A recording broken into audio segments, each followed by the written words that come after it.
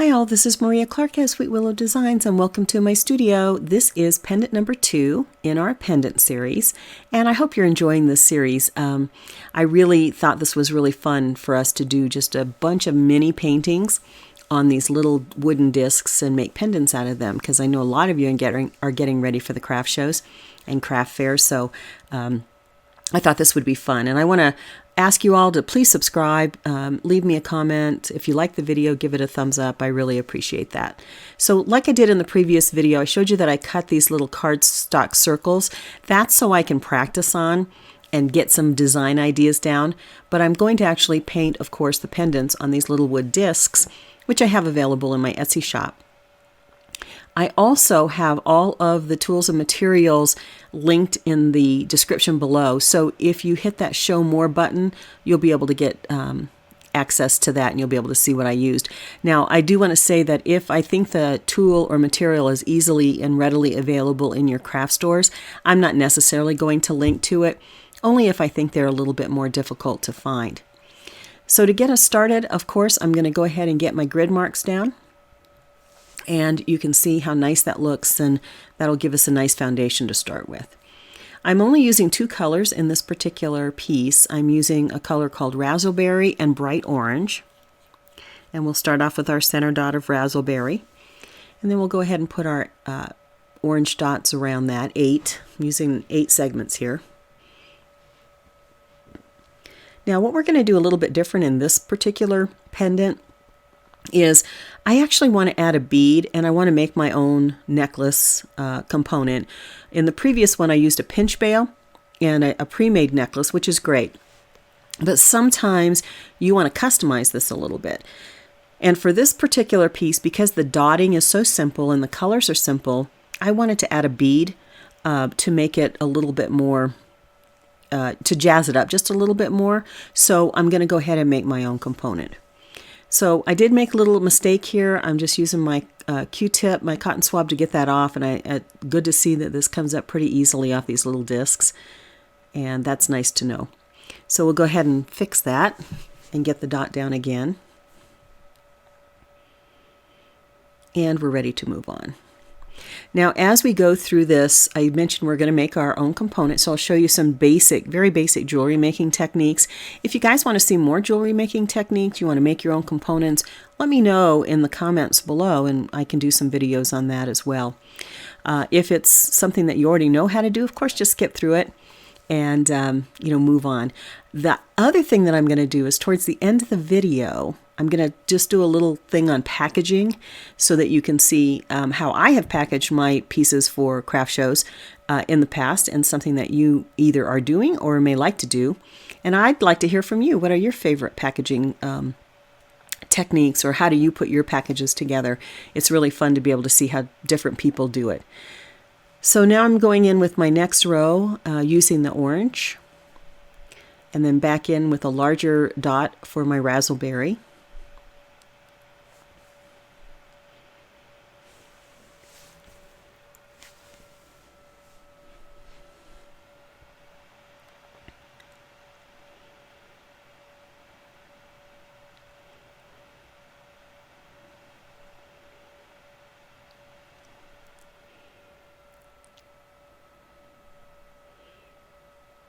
And now I'm going to add just a few little spikes here with the orange to get a little bit more pattern going. So just get a tool and walk it 3 dots down. You can see that I'm re-dipping it in the first dot, and that's just to release a little bit of the paint so I get a nice graduated series.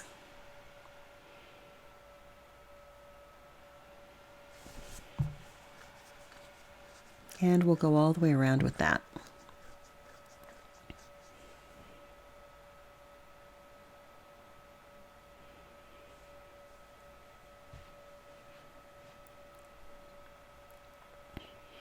Now I'll put another dot of razzleberry to take it out to the edge.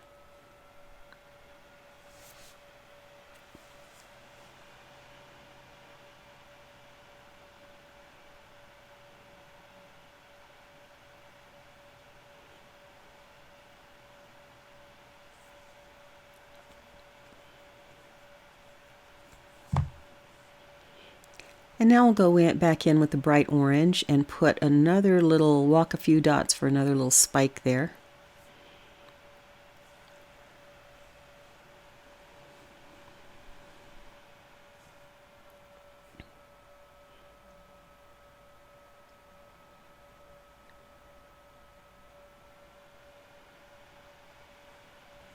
And this is super, super simple pattern. But I think it's really a nice pattern, and you know, you have, just imagine all the different color combinations that you can use. And of course you can introduce a third color, or you can change out the colors of the rows or the spikes. That would be really pretty too. Now here it is. I did go back in and put some top dots of orange, and I also varnished it. I signed the back of it. On the back I just used a silver Sharpie, and I coated this with liquitex satin varnish, and you can see it's got a sheen on it. Again, you know, as we've talked about before, use whatever kind of finish you like, if it's a matte or satin or varnish. Now see, I kind of, I don't like that right there, the way I sort of am off center on the hole there for the stringing. So in the future, I think I will either leave that off, or I'll try to line it a little bit better with the center. I don't know, for some reason, I just didn't think it was going to be that noticeable, but as I look at it, I think it's kind of noticeable. So I mentioned that in the previous one, I used this pinch bail. I wanted to give you a little better look at these pinch bails because these are really fun and they're easy. Look at how easy that is. You just pinch it down, put it through the hole and pinch it down, and then it's got this loop on it that you can then string your materials through. And I used a pre-made necklace that just has a little lobster claw clasp and a little extra chain on it so you can adjust the size. And I really like using these, but one of the things I find is that most of them come in this sort of silver tone. I don't have good luck finding them in a gold tone, so sometimes I want to make my own component because maybe I want to use a gold tone or a different type of metal color.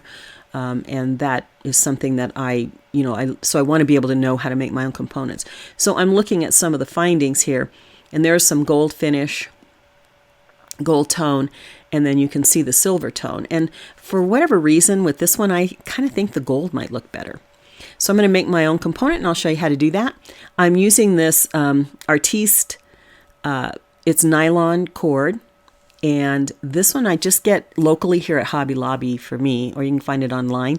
And it's the number 01, and this is black, of course. This is nylon, and then it also comes in other sizes.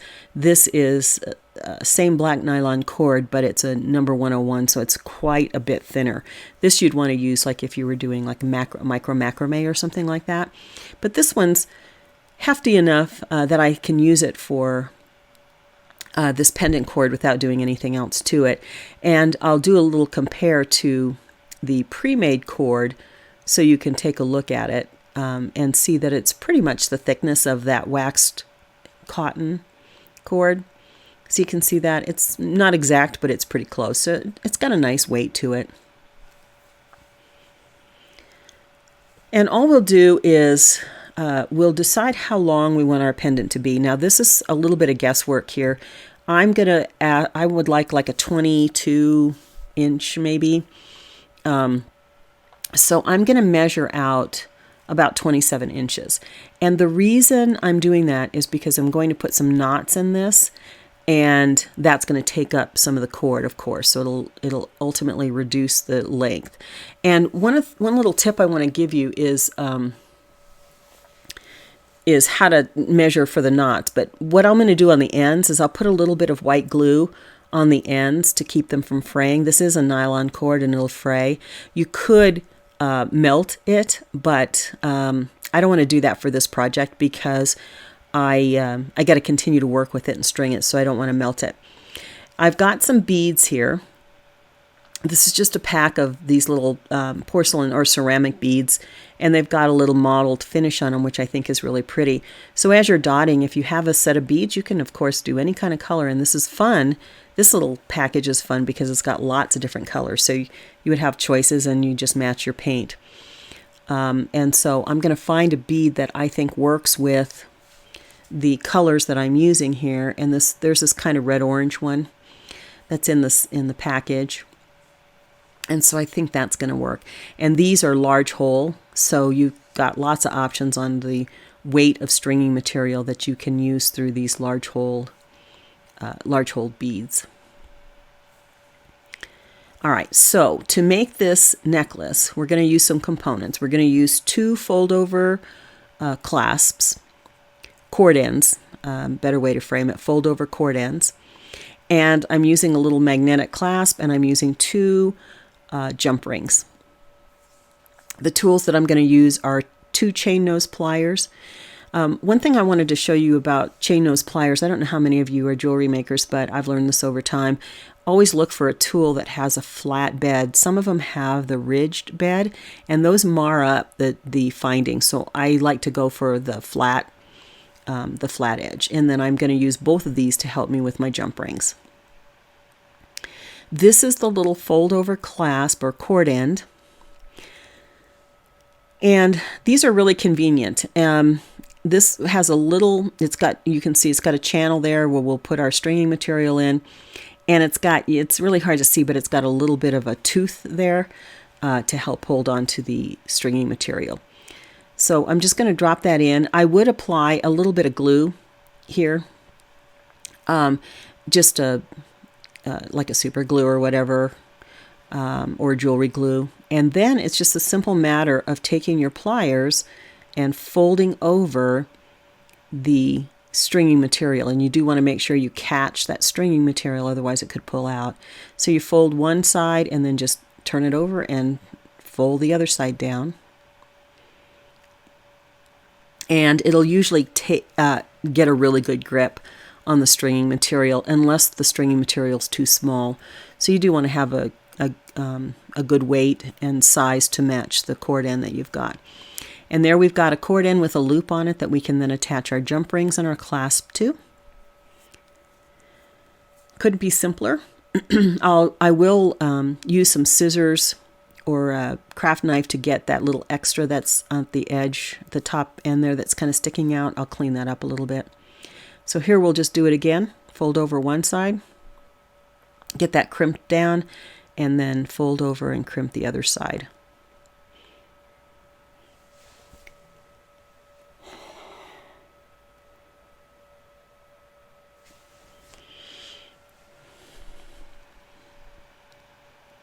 Okay, and now I've got my 2 ends that I can attach jump rings and my clasp to. So I've got a couple of jump rings here, and I've got a little simple magnetic clasp. You could use anything you wanted. You could use a toggle clasp or a lobster claw. It doesn't really matter. Whatever you like or have is what you can use. So I'm going to get my jump rings.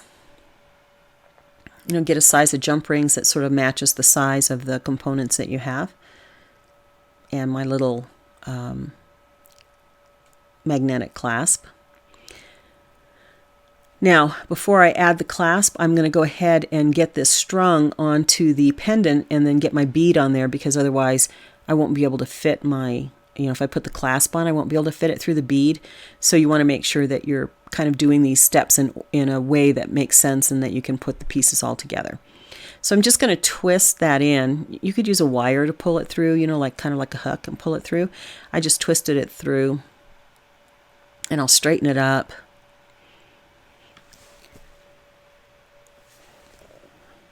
And then pull that through the loop so it attaches to the pendant, making sure that my ends are even.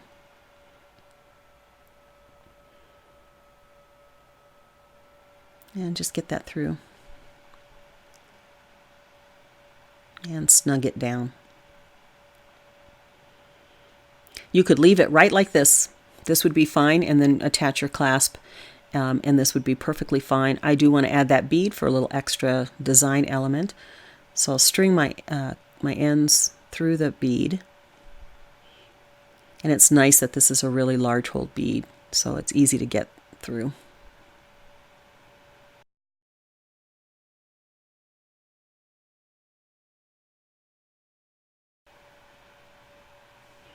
All right, get those through.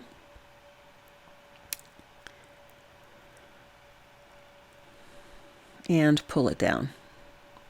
See, I do think that looks nice. I think that adds just a little extra. But that hole's a little bit big, so I can't really leave it. I don't really want to leave it like that because that bead's going to wobble around. So I'm just going to put another knot at the top.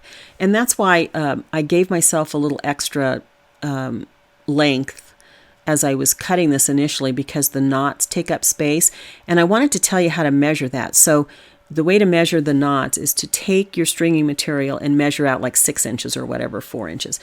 Tie a knot, measure it out, tie a knot, and remeasure it. And then the difference between your original measurement and the knotted measurement will give you an idea as to how much of the stringing material that took up.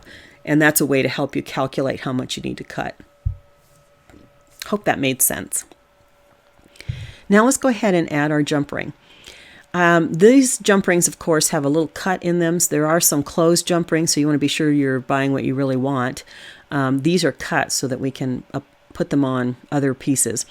And I see a lot of people doing this, like putting them in and then spreading the pliers to spread the jump ring. That can distort and put the jump ring out of round. And we want a really professional look on this. So the way to open the jump ring without taking it out of round is to use 2 pliers, one on either side of the cut, and then twist to open it. Did you see that? And we'll do it again, but you just twist it to open it. And then you can we'll put our cord, our little cord end on, and then we'll put our clasp on.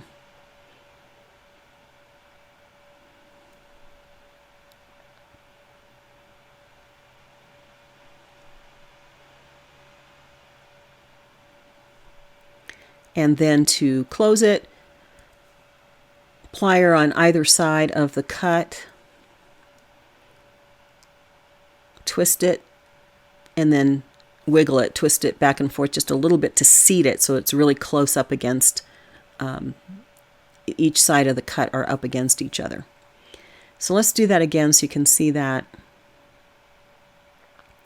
And when you're selling these, you don't want to have damaged components, so it's nice to open the jump ring this way so that you don't run the risk of putting it out of round or damaging the jump ring. So again, a plier on either side.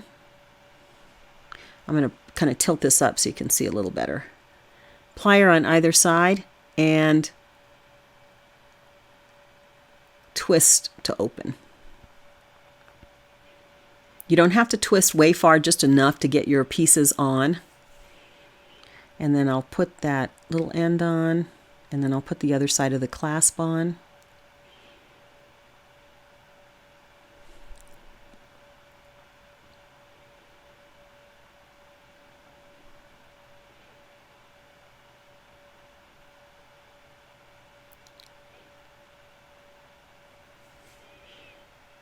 And then we'll close this up by twisting it back to the center and then just kind of wiggling it a little bit to get it well seated. And you can kind of feel it bump, you can feel it scrape against each side, and then you'll know you're getting it seated correctly. And there we go. There's our clasp, our cord ends, and our custom necklace. Magnetic clasp is kind of neat. You could use, of course, as I mentioned, any kind of clasp. And now we have our custom piece with the finish, the color of metal that we like for this particular project. So let's take a look at our finished piece here. Yeah, I like the bead. You could add more beads if you wanted, or none, whatever you like. I think that looks good.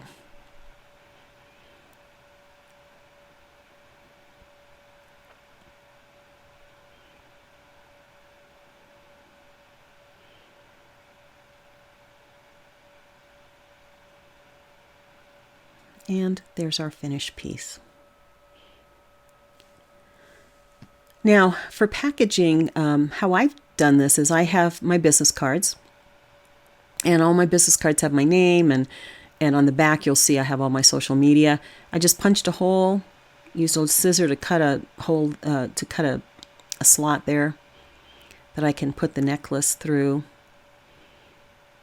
And I think that is a really nice presentation. And then on the back, there's all my social media stuff on the back. And then just kind of wrap this around.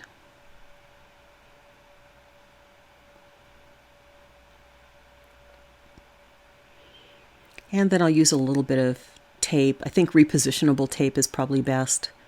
And then you can tape it to your card.